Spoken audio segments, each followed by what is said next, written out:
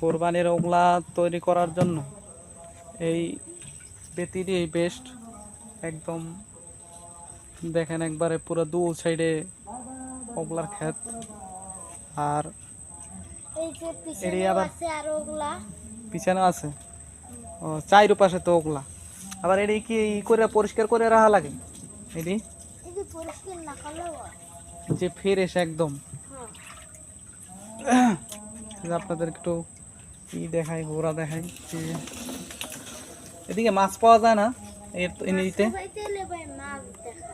সেই তো বড় বড় মাছ থাওয়ানোর কথা। বড় বড় মাছ বোঝাই ভাই মাছ যে সুন্দর জায়গা। মাছ হ্যাঁ খাইতে এদিকে আসবেন?